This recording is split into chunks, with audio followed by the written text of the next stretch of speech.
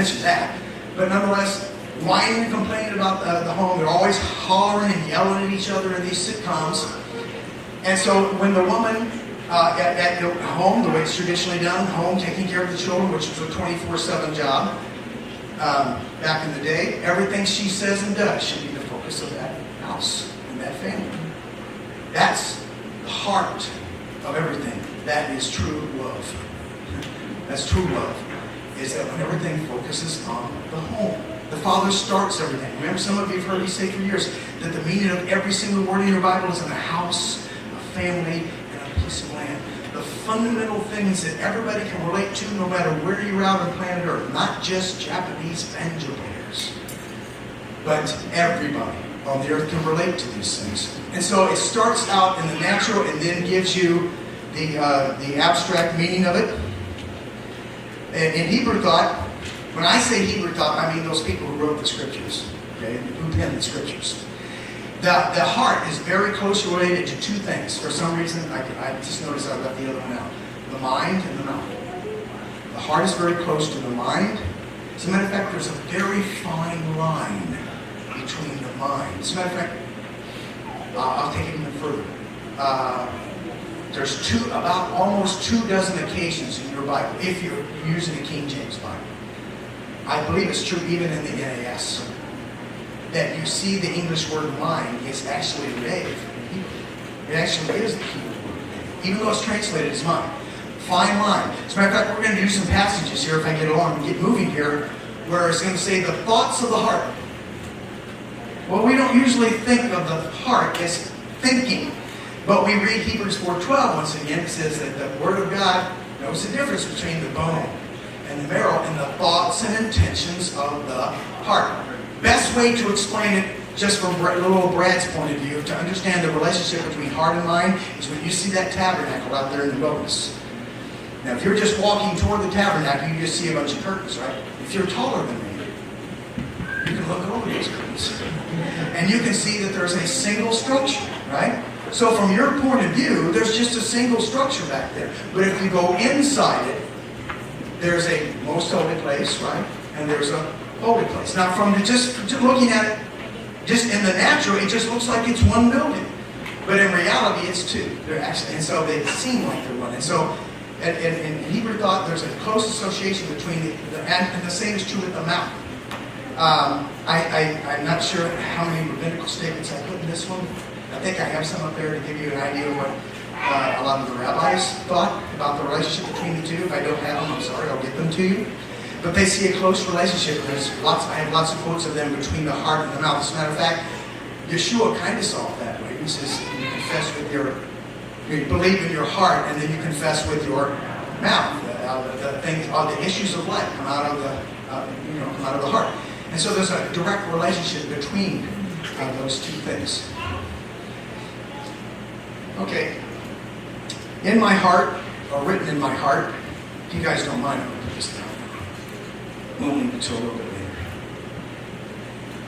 In my heart, or written in my heart, actually, I'm giving my interpretation of what in my heart means today in modern theology. In my heart, or written in my heart, means I don't have to do anything. Let's just stop right there. Most people I talk to in Western religious systems, when they say something is written on their heart, to them that means I don't have to do it. Because it's written. See, that's contradictory to the whole point of it being written. Because if it's written in your heart doesn't pump any blood, or if it's just written there and it doesn't go anywhere, the body dies. Come on, get a life. Think, Western people. The whole point of writing it on your heart is so that it will go through your mind and then come out your body. That was the whole point of it. And I've said many times before that when the Father took us, many times He says in the Tanakh that He wrote on stone His commandments, and He put those commandments inside the ark, right? And so the pictures everywhere in the wilderness, wherever the ark went, everybody followed it, right? Everybody's following the Word of God. Okay, wherever the Word of God goes, there it goes. Fire by night, cloud by day, they followed that. Why did the Father have them do that? He showed that to them 42 times in the wilderness. This is what I want you to do. When I get up and go, I want you to follow me. Take up your cross, if you will, and follow me. That's what he was saying. That's what they were doing. But the Father knew that one day. Is your keyboard on, hon? Can you turn it on for me? Can you put maybe something, a little piano string? Picture something? Give me a dollar. He knew, because he's smarter than we are, he knew that one day, we, his people, because as long as his people all gathered together in one accord, they could follow those stone commandments, right? They could follow them wherever they went, as long as they were in one accord in one place. Why? Because the commandments were made of stone, right? So they're made of stone atoms. Do we all agree with that? The Ten Commandments are made of Ten Commandment atoms. And so that means they can only be in one place at one time. If they're made of matter, then they can only be in one place at one time. We're not going to get into outer space, black holes and things of that, and antimatter and those kind of things, down to earth stuff. They can only be in one place at one time. And so the Father knew there's going to be a day when my kingdom's going to be divided, and my people are going to be scattered all over the earth, and those commandments can only be in one place at one time, and they're designed to bless my people. What am I going to do? Because I want to bless my people, and my blessings are found in keeping it. If you keep my commandments, I will bless you. So he knew that his blessings are found in keeping the commandments, but the commandments, the people are scattered everywhere. How am I going to get to it? But it's worse, isn't it? He's got a worse problem than that, because we don't even know where the Ark of the Covenant is anyway. Not only are we scattered everywhere, and how's he going to deal with that, but we don't even know where the Ark of the Covenant is in the first place. I mean, obviously he does.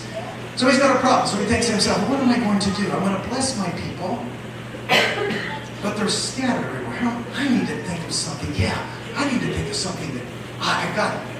I need to think of something that everybody has. Well, what does everybody have? Let me think of something. Everybody's got an arm. Yeah, I'll write my commandments on their arms. But what if their arms get cut off? Oh no. I care about armless people too. Okay, let me think. Oh, I need to think of something that they can't live without. They can live without their arms. I need to think of something nobody can live without. Look at that. I know. I'll write it on their hearts. Everybody has got to have a heart. No one really left it in San Francisco. That was so sad. And I haven't actually told that joke, Marcy. Okay, I'm sorry. But you see where I'm coming from. I'm going to write it on their hearts. Same commandments. Did you get it set for me, huh? Are you ready? Okay. I did this. I want to show you what I did at a Baptist church one time, not too long ago.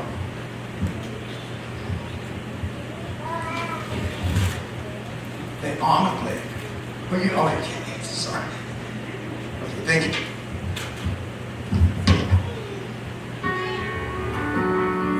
You all hear that? Okay, so an analogy goes like this. To give you another example of what I'm talking about, the whole idea of written on your heart was when I was 8 years old. I was like any other 8-year-old boy. The last thing I wanted to do was take piano lessons from a little blue-haired old lady. Okay? When you're 8 years old, you want to go out and you want to play, and you want to get rowdy and dirt clod fights and things of that nature. The last thing I wanted to do was sit in piano lessons, but my mother made me. In hindsight, thank you, Mom. But I went anyway, and I hated it. And I'm telling you, for like 6 months, this is what piano lessons was like. Remember the red John Thompson books? Yeah. Okay. One of the first books you got was it was the John Thompson books, and it was the red one. Okay. Okay. Here's what it looked like. Months at a time.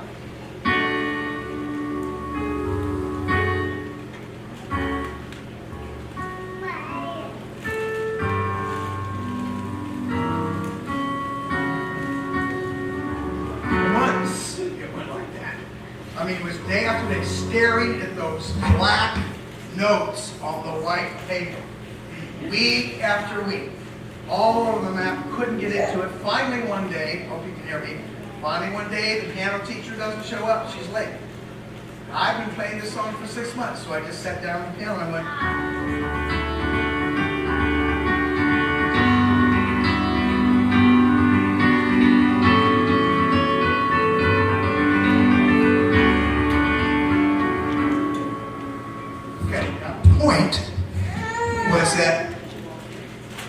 I didn't look at the paper anymore. I just played the exact same song.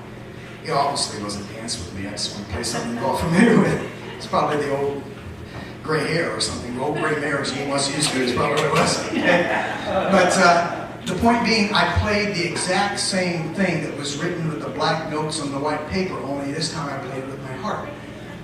I didn't take the notes and put it on my heart and play In-A-Gadda-Da-Vida. Now, if you know what that is, you did yourself. You see what I mean? I didn't play a different song because it was played in my heart. I played the exact same song, only now it came from here, which is kind of my point. And get a trip down memory lane. Is that right? So, to many Western theologians, something written on your heart, Scotty, means, well, we don't have to do it now because it's written on my heart. And if we did do it, if we did keep anything after the cross, then I am adding to the finished work of Christ on the cross. And we're going to talk about that a little bit later. Probably one of the last things we'll talk about tonight before we break for a little fellowship. And I hope you all stay here so we can schmooze a little bit tonight and tomorrow night. Come on, it's party weekend. It's a party weekend, okay? Not to mention Shabbat, okay? All right, so we'll talk about that a little bit later. Rabbi Yehuda, the Ruach dwells in the heart. I just want to give you some examples. Some of you know that I only quote the rabbis when the rabbis agree with me. I'm sure you've heard me say that a lot of times. Nachman Krochma, which happens to be one of my favorite rabbis, along with Raphael Hirsch. And the essential subject matter of Haggadah is the focusing and directing of the heart. Rashi is of the fathers. Because everything depends upon the what? Heart. I just cut some off because I have a whole bunch of them here. So the only reason I'm bringing that up is because of TV movies and because of Mel Gibson, people like that, we have this idea that all the Pharisees are all evil. Every one of them are evil. They have nothing good. And that's not true. You have a tendency to think that they did everything stoically and with their lips and nobody did anything from their heart. And that's not true either. A lot of wonderful rabbis that did everything from their heart. And I want to go to the first, spend a little time going to the first occurrence, but I'm going to ask a favor from someone. Would someone mind giving me some fresh hot coffee? Does anybody mind doing that? No, thank you. Yeah, you got a cold on me. No, just black. That's right. Okay, first occurrence is always important to me. Some of you heard the law first mentioned. Maybe some of you are familiar with that law. I think for the most part that law is true. But it's always going to be very provocative, the first mention. And Elohim saw, and God saw the wickedness of man was great in the earth, and that every imagination of the thoughts, machshavot, of his heart was only evil continually. Now there's a couple things I want to say about this passage. Number one, I'm going to suggest to you, and this is a shameless promotion, and I promise I'm only going to do 2 shameless promotions the whole time I'm reading, right? This is actually in detail from a series called The Earth is Filled with Violence, where I go through the Hebrew and show you that it wasn't the people that were filled with violence. It was the earth that was filled with violence. The problem with the people was right there. As a matter of fact, about 6 verses later, the text is going to say, because of the people, the earth was filled with violence. So the earth was filled with violence. So we have words for that.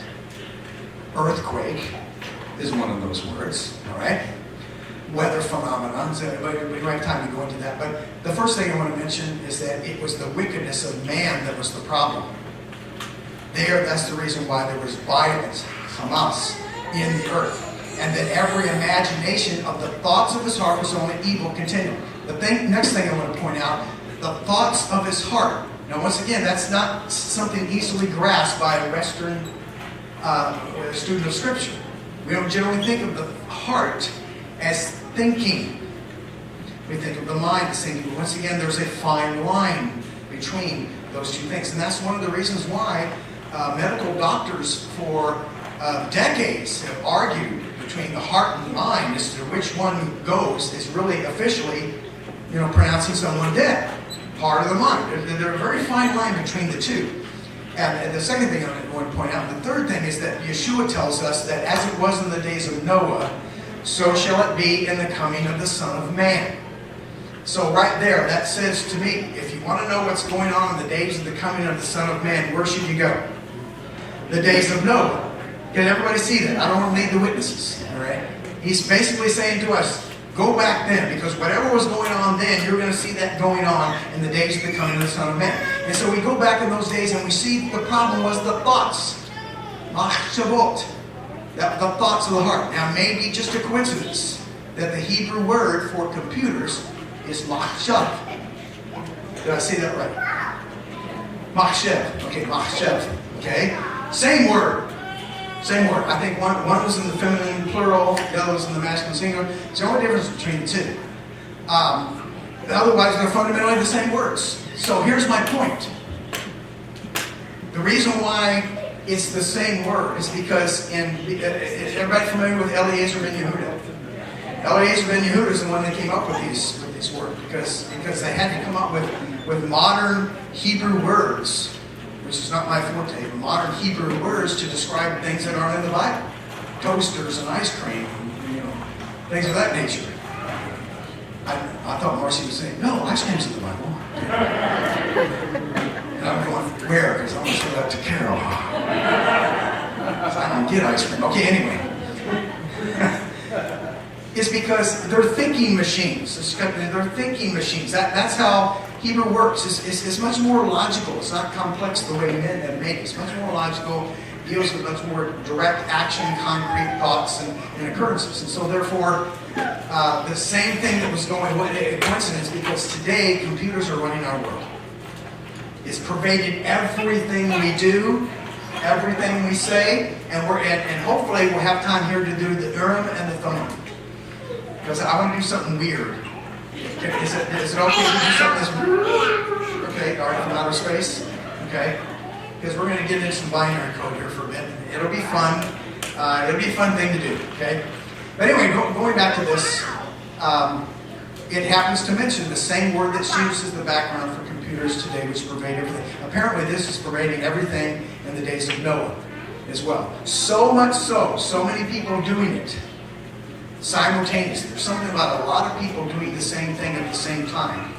Stuff happens when that happens. And that's the good and the bad and the ugly or whatever, but it's the good and the bad. The same theory works both ways. The same truth works both ways.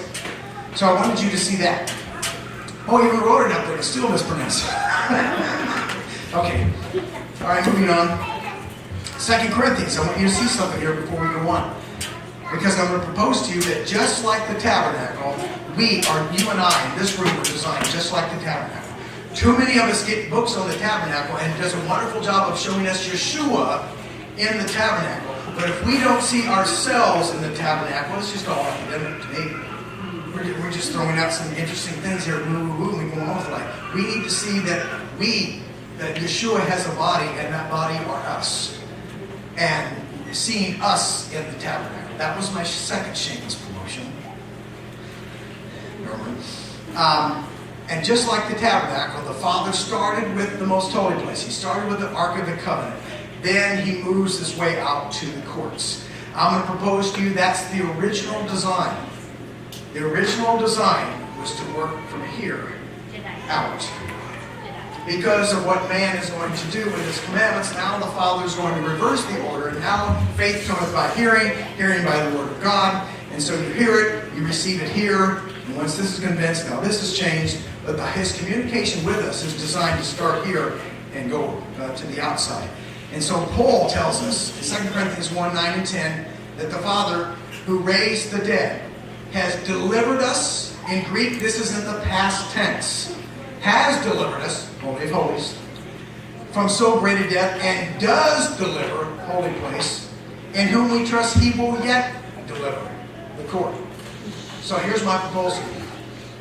And I haven't got time to go into all the teaching. It's in the opening chapters of Genesis about the seed and all that day you shall surely die and all those kind of things. And I don't want to go into all the theology of that, but I'm just going to cut to the chase now. It's my fundamental belief that when you were, quote, born again, or whatever term that you Paul used. When you received him as Messiah, he said, your heart was restored and made clean. And those seeds cannot be mixed in your heart.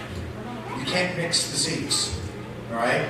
And so after you receive that, he's already restored that. Now the battle is where? Mind. Now the battle is in our mind. The holy place. The place where all this stuff is done. See, the battle is right there in the holy place now.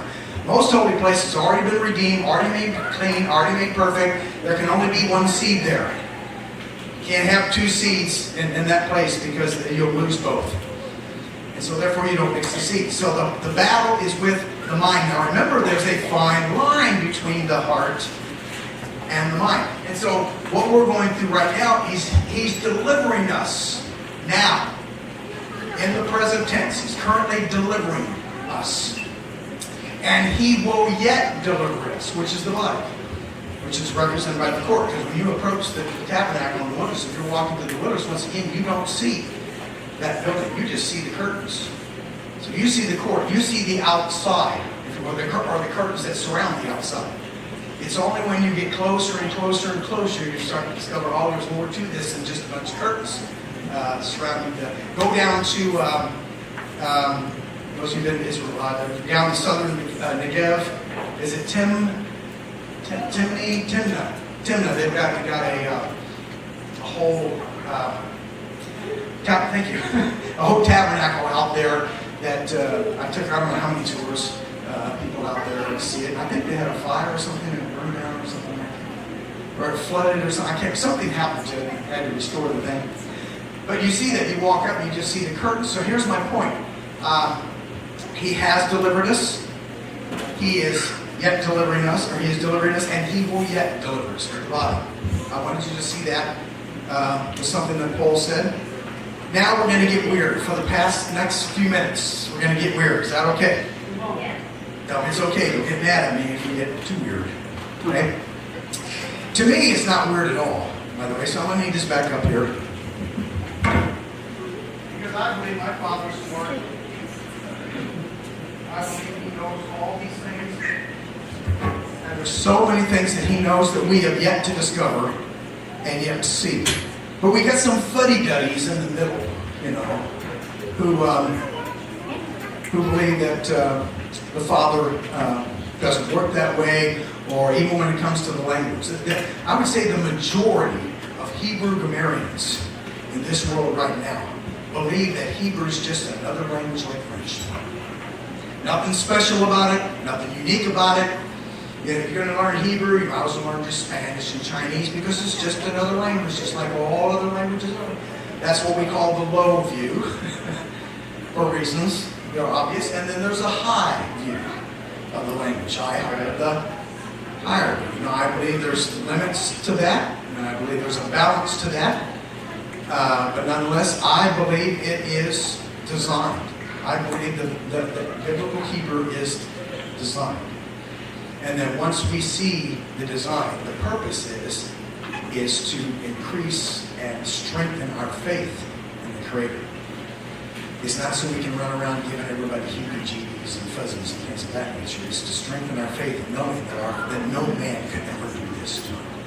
No man could ever do this. No combination of 7.2 billion